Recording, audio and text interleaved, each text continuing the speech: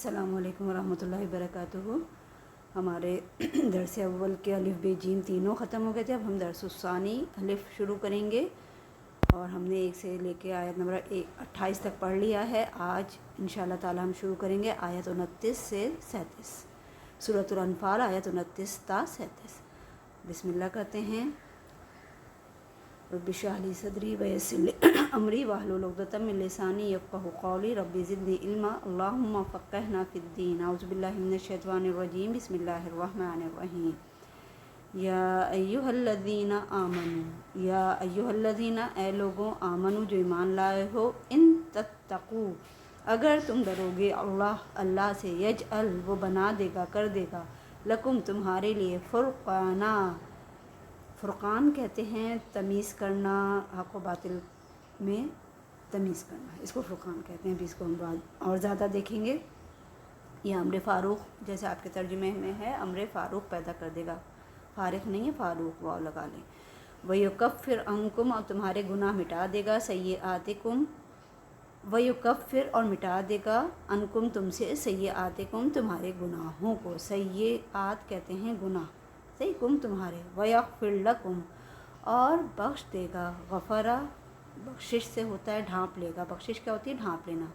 جیسے انسان اپنے آپ کو چھپا لیتا ہے، کسی چیز کو چھپانا ہوتا ہے تو ہم چادر ڈال دیتے ہیں، تو بخشش بھی وہی ہے کہ ہمارے گناہ چھپ جائیں گے، اللہ تعالیٰ چھپا دے گا۔ واللہ اور اللہ تعالیٰ ذو الفضل بڑے اللہ تعالیٰ فضل والا ہے، العظیم بڑے، صحیح۔ یہاں اس آیت کے اندر اللہ سبحانہ و تعالیٰ نے ایک حکم اور دیا کہ اللہ سے ڈرو۔ پیچھے بھی ذکر تھا فاتقوا اللہ والا، مومنین کی صفات میں کہ اللہ سے ڈرتے ہیں مومنین۔ اب یہاں ایک طرح سے حکم ہے کہ اگر تم اللہ سے ڈرو گے، ایک آپشن دیا گیا ہے مومنوں کو، یہ صرف مومنین کے لیے ہی خاص ہے کہ اگر تم اللہ سے ڈرو گے تو اللہ سبحانہ و تعالیٰ تمہارے لیے حق و باطل کے اندر تمیز تمہارے اندر پیدا ہو جائے گی، تم سمجھنے لگ جاؤ گے۔ فرقان کا جو قدر ہے اصل میں حق و باطل کے اندر تمیز کرنا، اور مقابلہ ہوا اور حق حق ثابت ہو گیا اور باطل باطل، اس کو فرقان، یوم الفرقان بھی کہتے ہیں، غزوہ بدر کے دن کو۔ یاد رکھیے گا یہ بات، قرآن میں ہی استعمال ہوا ہے یوم الفرقان کے نام سے۔ تو فرقان اللہ تعالیٰ تمہیں ممتاز کرنے کی صلاحیت دے دے گا، تمہارے اندر وہ صلاحیت پیدا ہو جائے گی کہ تم حق کو حق سمجھو گے اور باطل کو باطل۔ یہ بہت زبردست صلاحیت ہے اور اللہ تعالیٰ سے اس کی دعا کرنی چاہیے کہ اللہ جو ہمیں صحیح ہے، صحیح راستہ ہے، جو صحیح چیز ہے، جو حق ہے، وہ ہمیں حق ہی نظر آئے۔ بعض وقت ایسا ہوتا ہے شیطان ہمیں حق کو باطل نظر دکھا دیتا ہے، ہمیں اپنی خواہش کو ہم اوپر رکھتے ہیں، اور جو اللہ تعالیٰ ہم سے چاہتا ہے ہم اس کو نیچے رکھتے نہیں، اوپر نہیں رکھ پاتے، اس کو نیچے کر دیتے ہیں۔ یہ چیز ہوتی ہے فرقان سے آتی ہے کہ حق حقیقی نظر آئے اور باطل باطل، جس کو اللہ ناپسند کرے وہ ہمیں ناپسند نظر آئے، صحیح، اور شیطان کا وار ہم پہ نہ چل پائے۔ یہ چیز کس سے آتی ہے؟ اللہ سے ڈرنے سے۔ تو ان مسلمانوں کو حکم دیا گیا اللہ سے ڈرو، اگر اللہ سے ڈرو گے تو تمہارے لیے فرقان پیدا ہوگی۔ اب اور کیا ہوگا؟ نمبر 1 فرقان ہوگی، تمہیں حق اور باطل میں تمیز آ جائے گی۔ دوسرے وَيُكَفِّرْ عَنْكُمْ دور کر دے گا تم سے، صحیح، مٹا دے گا تم سے، سیئاتکم تمہارے گناہ، جو بھی تم چھوٹے موٹے گناہ کر لیتے ہو۔ ہم یہ کہیں کہ ہم کوئی گناہ نہیں کرتے تو ایسا نہیں ہے، انسان کچھ نہ کچھ، کوئی نہ کوئی، کبھی دل میں برا خیال آ جاتا ہے، کبھی کسی کی غیبت ہو جاتی ہے، کبھی کان میں کوئی غلط بات سن لیتے ہیں، تو جو چھوٹے موٹے گناہ بھی انسان کرتا رہتا ہے، اور بڑے گناہ تو پھر بڑے گناہ الگ ہی ہیں، ماں باپ کی نافرمانی، اللہ کی نافرمانی، اللہ کا ایک حکم نہ ماننا بھی شدید گناہ میں آ جاتا ہے، تو بڑے گناہوں میں آتا ہے۔ تو یہ ساری چیزیں تو بڑی بڑی ہیں۔ تو اللہ سبحانہ و تعالیٰ تمہارے گناہوں کو، جب تم اللہ سے ڈرو گے تو گناہوں کو خود سے ہی چھوڑتے چلے جاؤ گے، اور جو چھوٹے موٹے گناہ تمہارے دل میں انسان ہونے کے ناطے آئیں گے تو وہ اللہ تعالیٰ مٹا دے گا، بالکل ان کو ایسے کر دے گا جیسے وائٹ بورڈ پہ سے یا بلیک بورڈ کے اوپر سے ڈسٹر کے ذریعے ہم مٹا دیتے ہیں، صاف ہو جاتا ہے نا بالکل، پھر نئی چیز، نئی سلیٹ آ جاتی ہے اور نیا بورڈ آ جاتا ہے سامنے اور ہم اس پہ کچھ نیا لکھتے ہیں۔ وَيَغْفِرْ لَكُمْ اور بخش دے گا تم کو۔ اب بخشنا کیا ہے؟ تمہارے گناہ کو ڈھانپ دے گا، ایسے چھپا دے گا کہ نظر ہی نہیں آئیں گے کہ وہ تھے بھی۔ اللہ تعالیٰ سے دعا مانگتے رہنا چاہیے نا مغفرت کی، رب اغفر ورحم وانت خیر الراحمین، اللہ ہمارے گناہوں کو بخش دے اور ہم پر رحم کر۔ اور اللہ بڑے فضل والا ہے۔ اللہ کا فضل یہ کہ وہ گناہوں کو مٹا دیتا ہے، وہ چاہے تو نہ مٹائے۔ صحیح، اللہ سبحانہ و تعالیٰ ہم پہ اپنے فضل و کرم سے ہمارے گناہ جو چھوٹے موٹے ہم کرتے رہتے ہیں ان کو مٹاتا ہے اور ان کو چھپا دیتا ہے اور ہمیں بخش دیتا ہے، ہمیں بخشش دیتا ہے۔ بخشش کیا ہوتی ہے؟ عطا، کوئی ہمیں آگے سے ہی عطا کرتا ہے چیزیں۔ وَإِذْ، اور جب یمکروا، وہ چالیں چل رہے تھے، وَإِذْ یمکروا، وہ چالیں چل رہے تھے، ساتھ کس کے؟ ساتھ تیرے، بکا، ساتھ تیرے، الذین، وہ لوگ، کفروا، جنہوں نے کفر کیا، لیثبتوکا، کہ قید کر دیں تجھ کو، او یا یقتلوکا، وہ قتل کر دیں تجھ کو، او یخرجوکا، یا وہ نکال دیں تجھ کو، وَيَمْكُرُونَ، وہ چالیں چل رہے تھے، وَيَمْكُرُ اللَّهُ، اور اللہ سبحانہ و تعالیٰ تدبیر کر رہا تھا۔ یہاں بک میں چال کا ہی لفظ ہے، آپ اپنے جب ترجمہ کیجئے گا اگر یہ آ جاتی آیا تو چال ہی لکھیے گا، لیکن اچھا ورڈ کیا ہوتا ہے اللہ کے لیے؟ اصل میں یہ دونوں سینس میں استعمال ہوتا ہے، تدبیر۔ واللہ، اور اللہ سبحانہ و تعالیٰ، خیر الماکرین، بہترین چال چلنے والا ہے، بہترین تدبیر کرنے والا ہے۔ مکر کہتے ہیں ہم اردو میں مکر استعمال کرتے ہیں کس چیز کے لیے؟ مکاری کے لیے، چال ہی ہوتی ہے نا مکاری میں، تو عربی میں بھی دیکھیں اس سے ملتی جلتی مکر ہی استعمال ہوا ہے، اور لیکن عربی میں یہ دونوں سینس میں آتا ہے، پازیٹیو اور نگیٹو دونوں سینس میں مکر استعمال ہوتا ہے۔ چال کے لیے پازیٹیو چال بھی جس کو تدبیر کہا جاتا ہے وہ بھی عربی میں ہی مکر ہی ہوتی ہے، اور جو نگیٹو چالیں چلنا جو جس کو ہم اردو میں مکر کہتے ہیں وہ بھی مکر ہی ہوتا ہے۔ تو اردو میں ہم مکر کہتے ہیں بری چالوں کو، اور تدبیر کہتے ہیں اچھی چیزوں کو، صحیح، اچھی چال چلی اس کو کہتے ہیں تدبیر، لیکن عربی میں ایک ہی لفظ استعمال ہوتا ہے، یہ بات یاد رکھیے گا۔ تو اس کو لیکن ہمیں انسینس اپنے اندر رکھنا ہے کہ کافر کیا کر رہے تھے؟ چالیں چل رہے تھے۔ اب اس آیت کے اندر ایک خاص واقعے کی طرف اشارہ ہے۔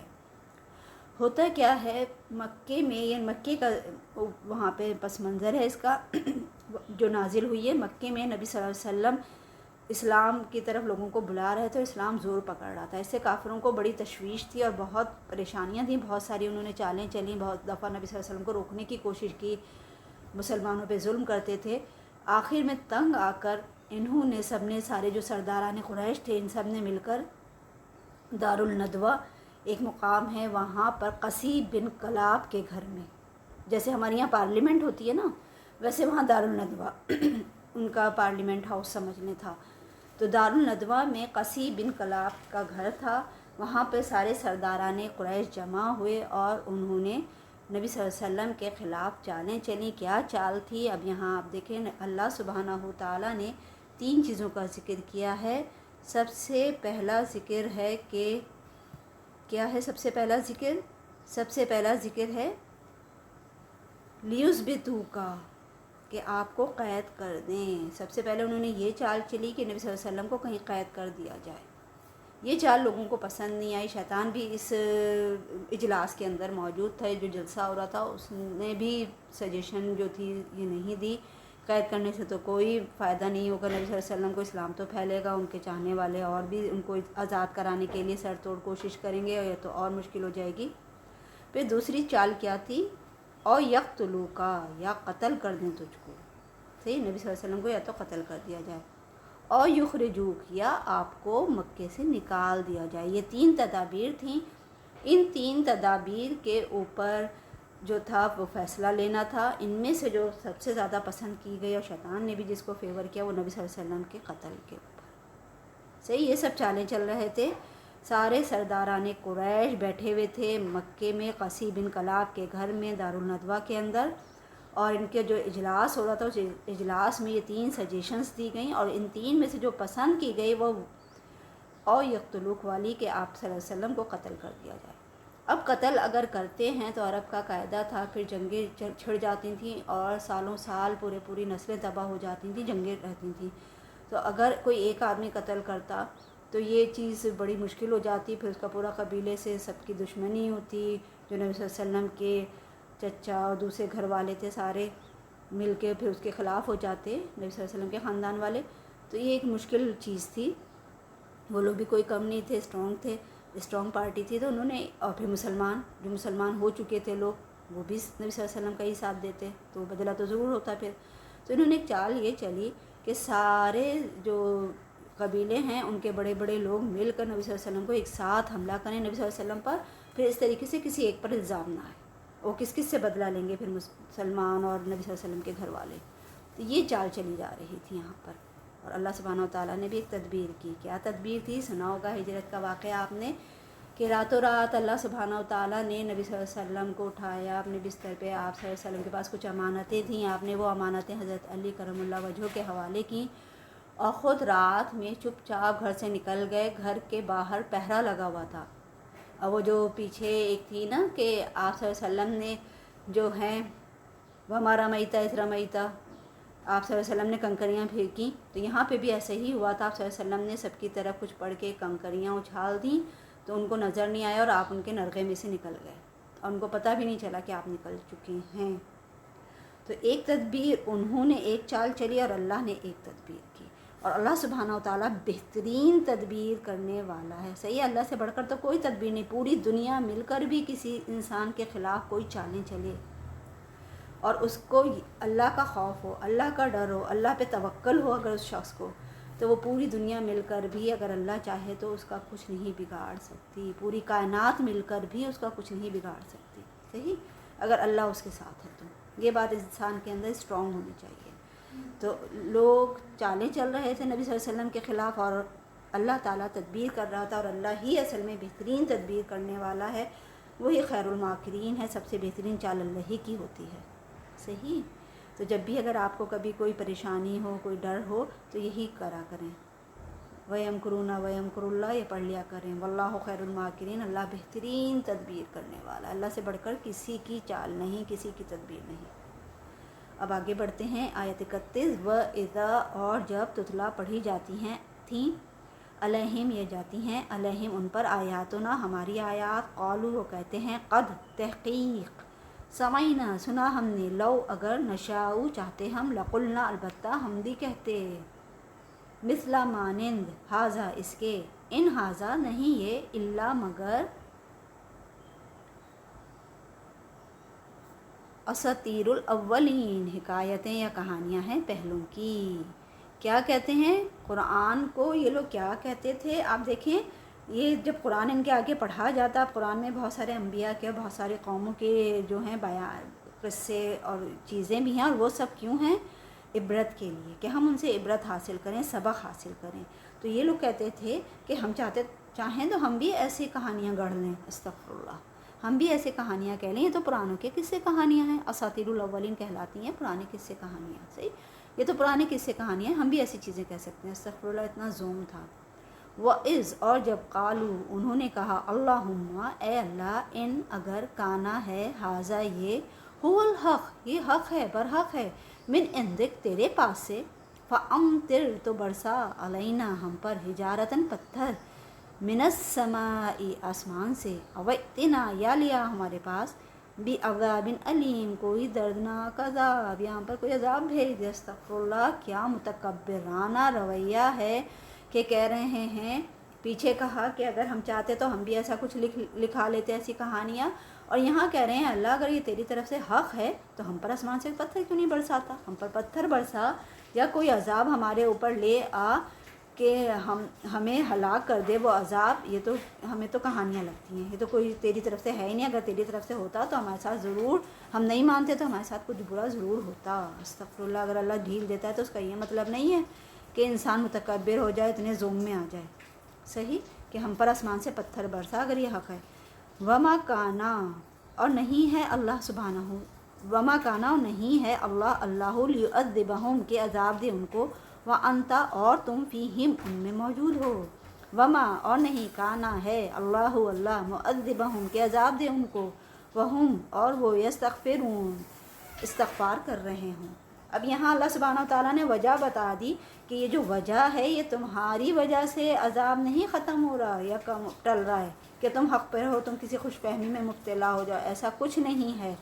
اصل قصہ یہ ہے کہ نبی صلی اللہ علیہ وآلہ وسلم تم میں موجود ہیں. تو اللہ تعالیٰ کی یہ سنت ہے کہ جب تک نبی موجود ہوتا ہے کسی قوم میں تو اللہ تعالیٰ وہاں اس قوم پہ عذاب نہیں نازل فرماتے جب تک کہ نبی کو وہاں سے نکال نہ لیں. اور اللہ ایسا بھی نہیں، اب وہاں پہ مسلمان بھی کچھ تھے، صحیح، مسلمان بھی استغفار کر رہے تھے چھپے بندھے، تو جب بھی بستی میں استغفار کی کثرت ہو رہی ہوتی ہے تو اللہ تعالیٰ اس بستیوں میں عذاب نہیں کرتے.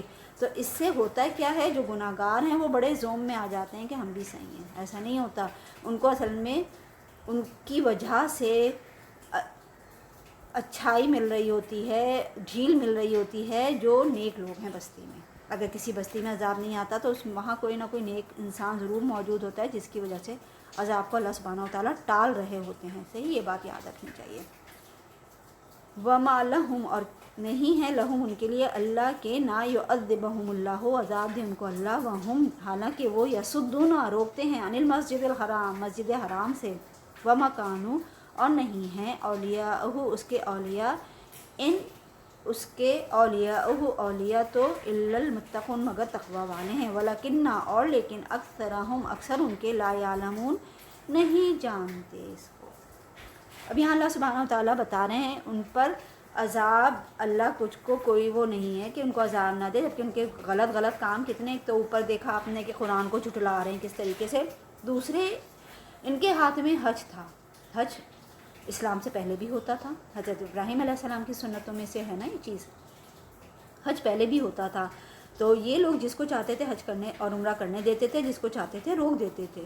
تو اللہ سبحانہ و تعالیٰ یہاں فرما رہے ہیں کہ کیا ہے اللہ پہ، کہ اللہ کیوں نہیں ان کو عذاب دے رہا، جبکہ یہ مسجد حرام سے لوگوں کو روک رہے ہیں اور یہ اپنے آپ کو متولی سمجھ رہے ہیں. متولی کہتے ہیں کہ وہاں کے کرتا دھرتا، ایک طرح سے، صحیح، وہاں کے گورنر جیسے، کہ وہاں جس کو چاہیں آنے دیں، جس کو چاہے نہ آنے دیں.